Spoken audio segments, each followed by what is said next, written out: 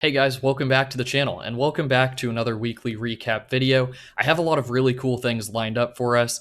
Favorite songs that came out this week, going to talk about a couple newsworthy things that happened in the scene, and we're actually just going to jump right into it and kick things off with Suicide Silence's brand new song, Thinking in Tongues. And this is the heaviest Suicide Silence song in a long time. It reminds me a lot of The Cleansing and No Time to Bleed. And I actually think that there's a case to be made that this is the heaviest song that the band has made since 2009. Without further ado, let's just jump right into it.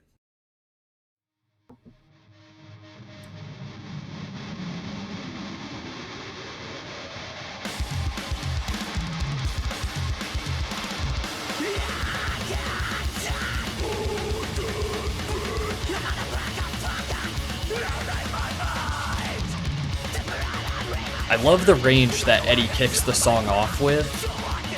His lows in this track are really, really good.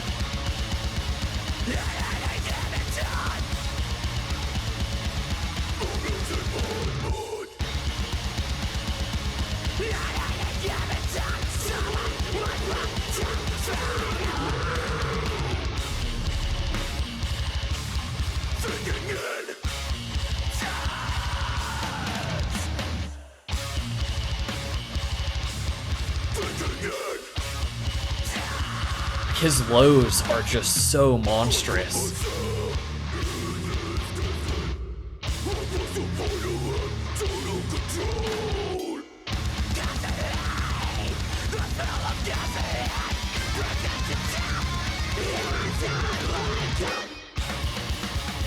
It's really the instruments that remind me so much of The Cleansing and No Time to Bleed. I think that's going to be a really big factor that draws people back into their music.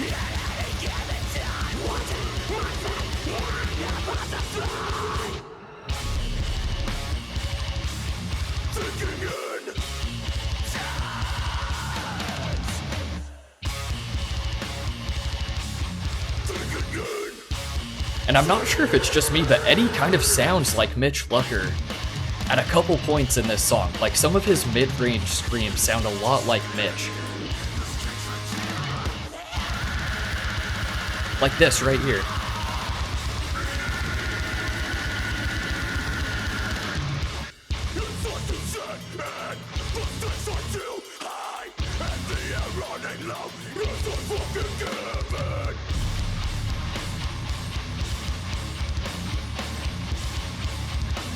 Right, it's so fast-paced, it's so heavy and just chaotic.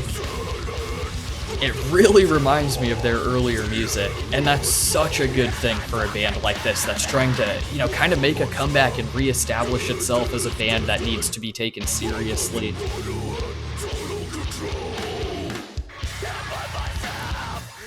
So right here, they're setting up for what would be a perfect Mitch Lucker stomp. If you were in the scene back in like 2010, 2012, you know what I'm talking about.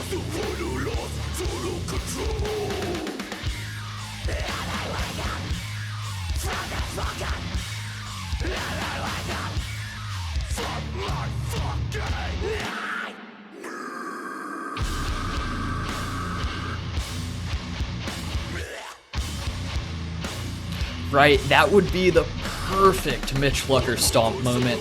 And for me, that was one thing that really convinced me that, yeah, this is kind of a throwback to their early music. And I think that is exactly what they need to be doing right now, especially because, you think about Suicide Silence and their recent trajectory and their 2017 self-titled album that sparked the whole tee-hee meme was so bad. Like, literally one of the biggest blunders that I've ever seen from a heavy band.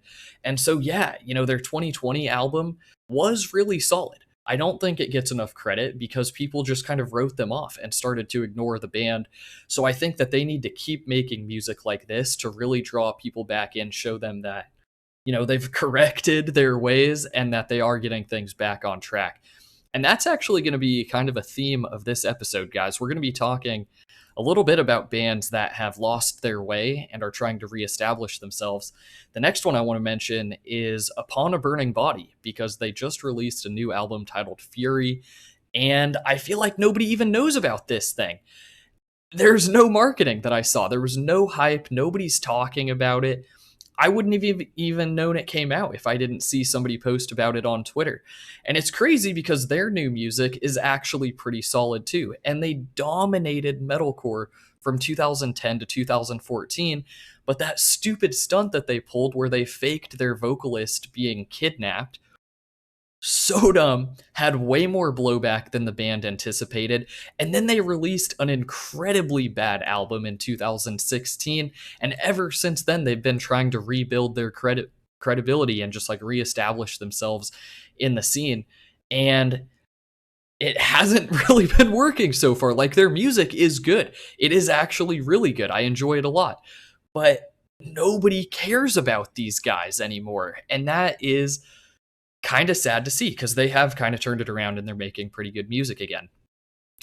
So that actually leads us back into another music video, and it is for Memphis May Fire, another band that really lost their way in the mid 2010s. You know, put out The Challenger in like 2012 probably.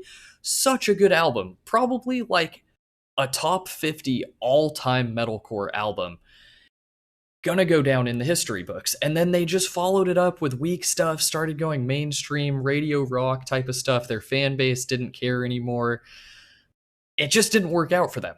And now they have, you know, seemed to fix their errors and get back on track. And they're working on this new album that's going to be coming out in a couple months here. And this is the new song from it called Your Turn.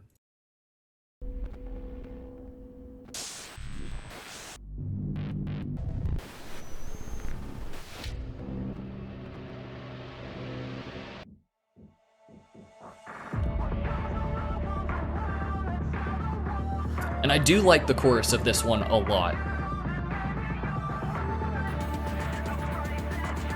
I feel like Memphis May Fire's always had good choruses.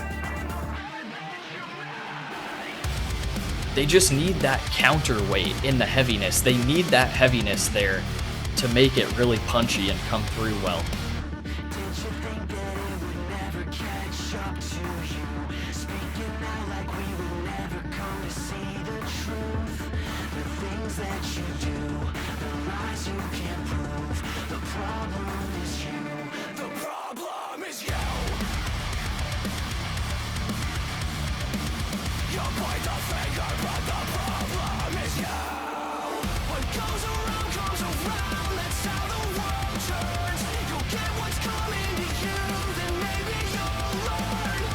I think people who like Wage War's new music really gonna like this album.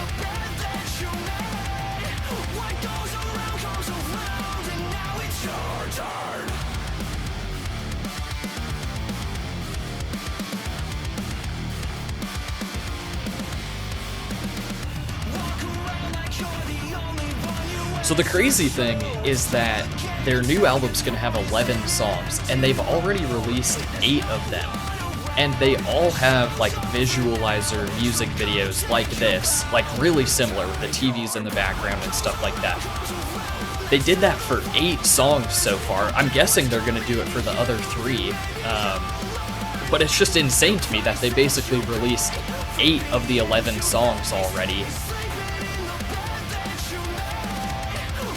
I think it's because they're kind of like trying to force feed people and show them that without a doubt they are kind of back to their old ways, that they are pretty heavy again, they do have good choruses. The music, you know, nothing super crazy going on, but it does move around a good amount.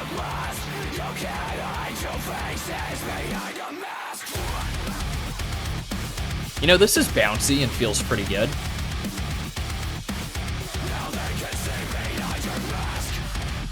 But yeah, I really think that they're, and like Rise Records are like forcing the fan base to acknowledge that they are a heavy band again. You know, they're not gonna have like 1 or 2 singles that are heavy, and then the rest of the album is gonna be soft, and they're not just gonna like bait people and do like, yeah, bait and switch. Because I've never seen a band do this before. It's definitely some kind of marketing tactic.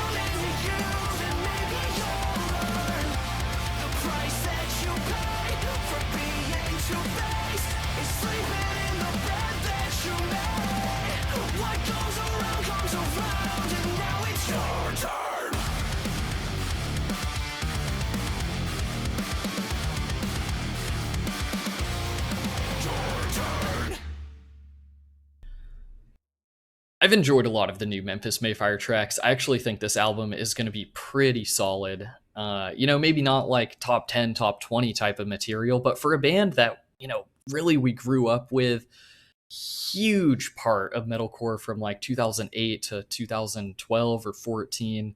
It's really cool seeing these guys get back on track. And I'm hoping that people kind of acknowledge this. They get a nice positive feedback loop and they keep making music like this. Because it seems like they realized that what they were doing before is not working for them. Okay, so up next we have a little bit of drama. I kind of thought I was going to get to make it through a week without having to address any drama, but I do want to talk a little bit about Varials and this other band called Erase Them. Give you a little bit of background here because it's pretty interesting, and both of these bands are making really cool music. But yeah, I just want to talk about this a bit here. So, Travis Tabrone is the former vocalist of Varials. He was on Pain Again, and then I'm forgetting what their most recent album with the blue cover was, even though that's actually my favorite from them. But yeah, I love his vocals. He was so good in Varials, but he left the band in 2020 citing mental health reasons. And then he later criticized the members of Varials in this tweet that we're going to see here for creating this Black Lives Matter shirt. We can see it on the screen here. And this is what Travis says. Basically calls out the band that they had used the N-word in the past. And it's important to note that Travis is black and, the mental health reasons that he cited for leaving the band. This may have played a part. Maybe he felt uncomfortable in his own band. It's hard to say, but he felt that it was kind of hypocritical for the band to support a cause like this and kind of, I don't want to say like hijack that movement, but, be involved in it in any way when they act a certain way in their personal lives. So what's interesting is that Travis's new band called Erase Them released an EP this week, and Varials released a new single a few days later, which I don't know. That seems like a crazy coincidence to me. Like maybe Varials was sitting on this track, waiting for the Erase Them EP to come out, and then trying, to drop their track to take away attention from Erase Them and kind of redirect it back to themselves. I am not that sure. This is the other tweet from Travis where he kind of addresses some of the fans saying, why did you wait until now to say that until Varials? And yeah, it's because he thought it was, gross for a band to say things in their private lives and then endorse things publicly in a way that doesn't really line up with, like the values of how they live their life. The other interesting thing, and this is going to tie into what we talk about next, is he said that Varials was making... Oh, where did it go?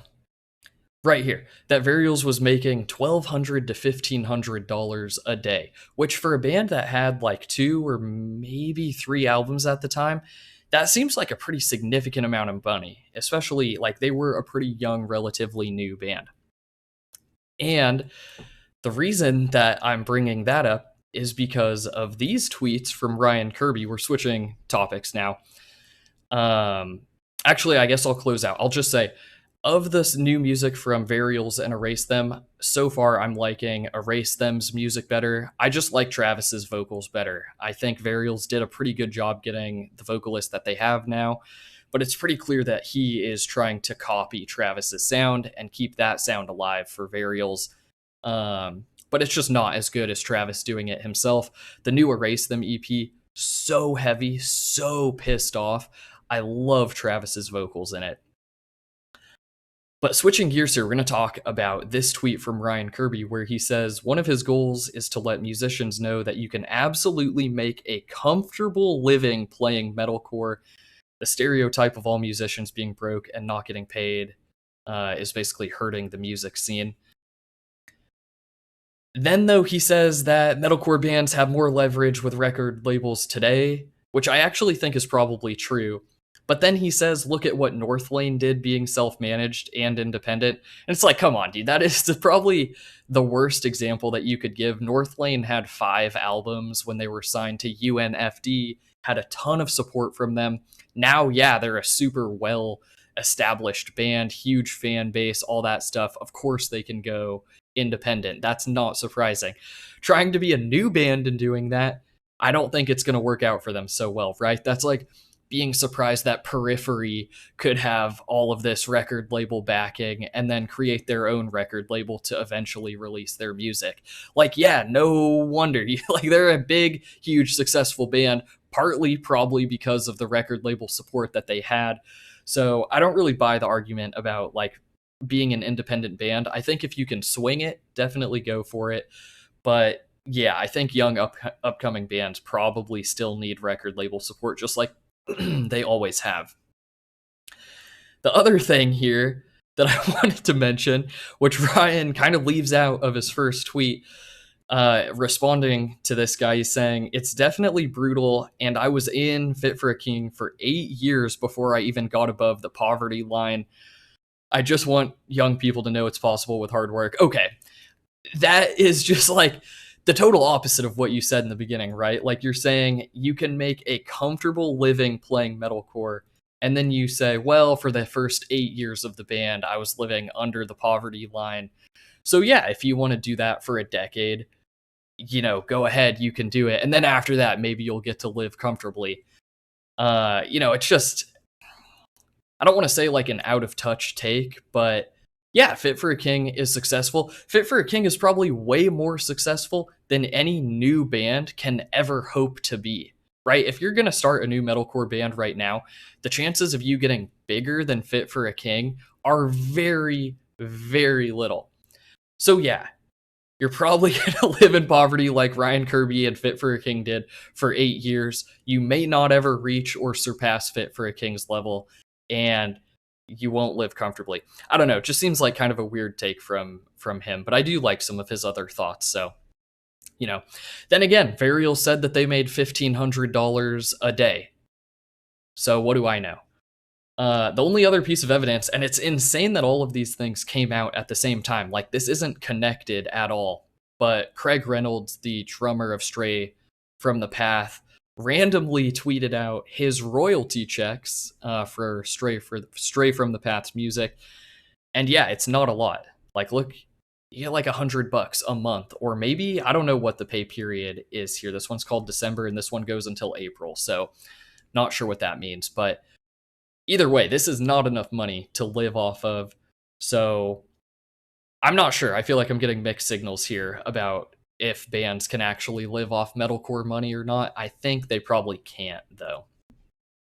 And with that being said, we're going to jump into the final track of the night. This is from a band called Ibaraki. And a couple things. It's actually, this is probably going to be the majority of the episode. I want to take some time to talk about this. This is Matt Heafy, the vocalist of Trivium's side project. It has some really cool black metal influences, and it also has some great progressive metal elements. The songs are really long. The choruses are epic. It's almost like an opera at some points, and the instruments are constantly shifting around and just like introducing new feelings. The song that we're going to listen to right here is called Ronin. Features Gerard Way from My Chemical Romance and Isan from Emperor, probably saying his name wrong. But the important thing to note here is that in this song, Gerard Way, the vocalist of My Chemical Romance, is doing all of the screams. And this is incredibly heavy. Who knew that he could pull off black metal screams and shrieking and all of that stuff? It's actually insane. Matt Heafy is the one doing the singing, and then Isan from Emperor does the guitar solos. He also worked with Matt Heafy. He basically produced the album and sort of guided the like black metal influences and stuff like that. So let's just kick it off. This track is 9 minutes long. We might not listen to the whole thing because I just want you to get an idea of how cool this is. And then we'll listen to another one from this band, at least a portion of it, called Kagutsuchi. I have to pull it up. But that one has Matt Heafy screams in it, and it's also really cool.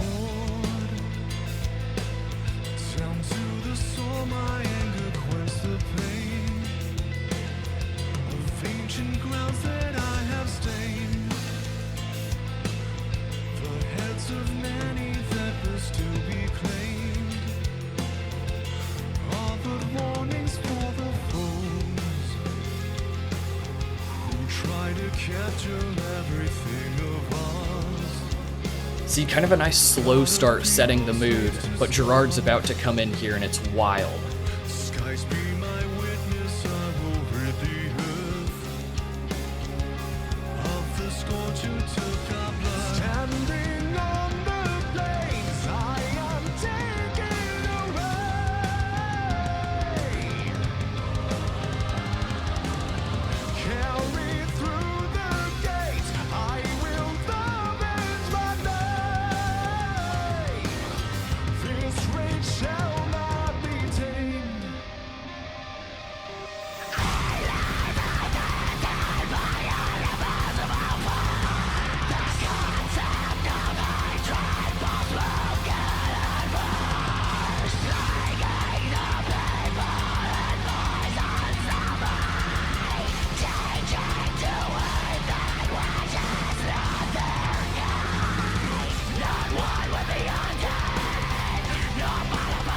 How insane is this?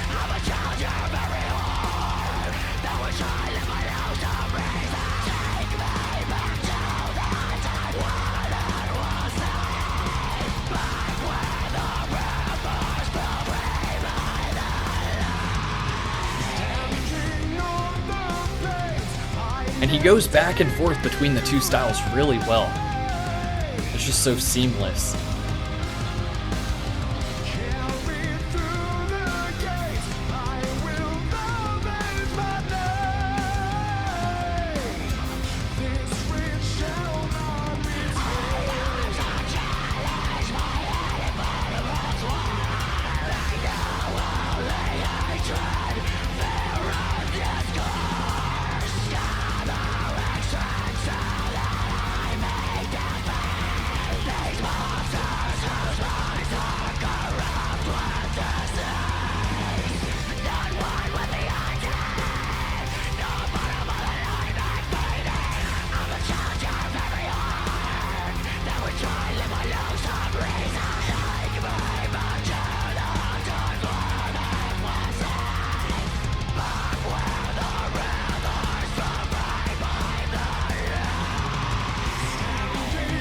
So a couple interesting things about this album.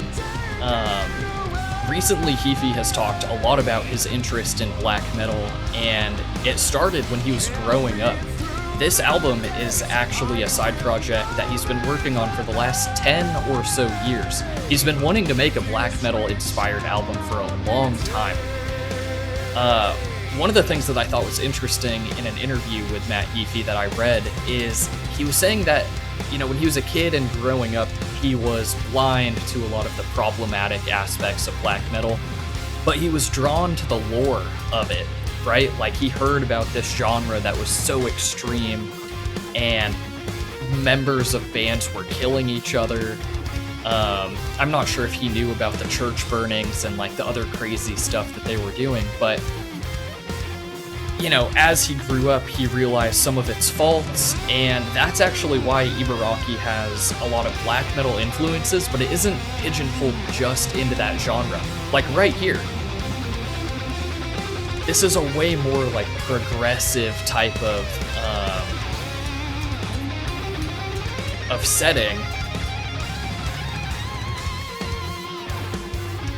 You can just kind of feel how the song builds over time and shifts, and that's way more similar to like progressive metal, progressive death metal. The tracks are really long, which lends itself to being progressive metal. And so I just thought that was really interesting, that he always loved black metal. He was so inspired by it, and he wanted to make a black metal album, but he also kind of wanted to reinvent it for himself and not just make like a standard black metal album, but kind of have his own spin on it. And I think that this album for me has huge potential. I think it's going to keep growing on me more and more over time. I could easily see this being like a top 10, maybe top 20 album for me, partly because I've been into black metal a lot recently, and this is just so cool. I'm going to pause it here because we're about halfway through the song, and I just want to show a couple minutes of this next one. It's called Kagutsuchi. It's hard to say all of these ones. I think the whole album, you know, it kind of draws on like Japan. We're gonna see samurai in this music video, and that's where the names come from, which kind of, you know, comes from Heafy's heritage. But um, yeah, that last track, Ronin, I think it's probably my favorite on the album. It's kind of like the magnum opus. It's almost 10 minutes long. It's just so windy, and it's, you know, you feel like you're just on this path, like journeying through it, and it's really cool. So yeah, here we're gonna listen to Kagutsuchi, and I really just want to highlight how cool Heafy's screams are here, since Gerard Way was screaming in the last one. He just kicks it off right off the bat with some heaviness.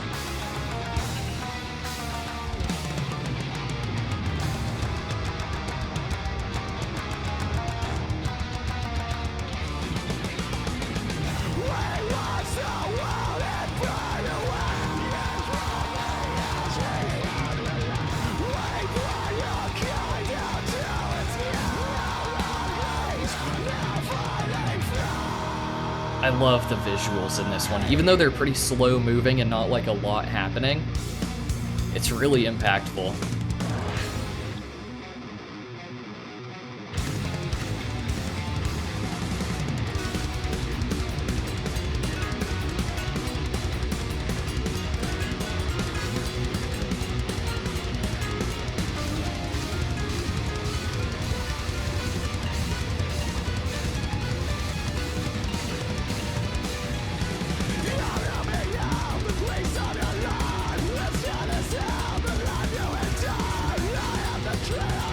I mean, if you're a fan of Trivium or just a fan of Matt Heafy in general, it's so cool to hear him do so many screams back to back like this. It's kind of like the old Trivium days.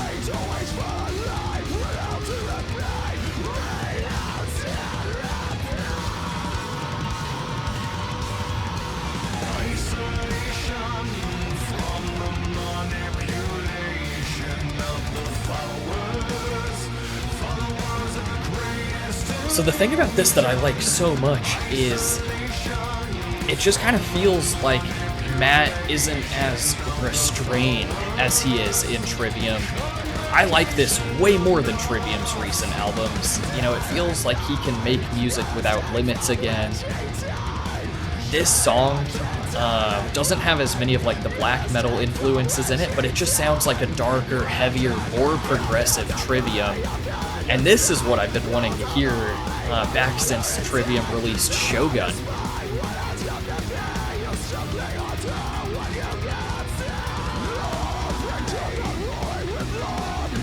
And it's so cool that he's the one in the suit of armor.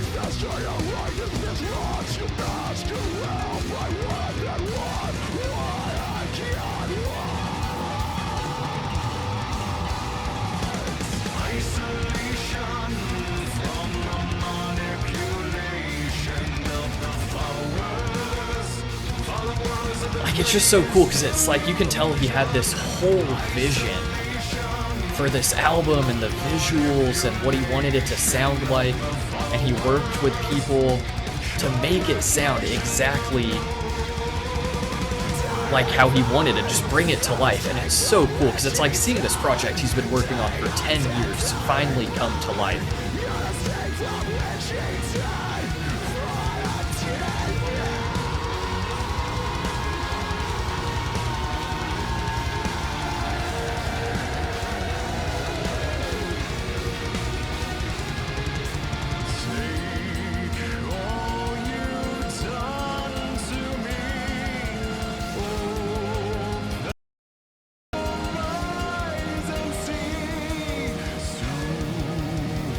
You know, this is just like something, this part right here, that you're not gonna hear in a Trivium song. But he has all of this creativity, and I'm so glad that he has this outlet for it. I really hope he keeps making music like this.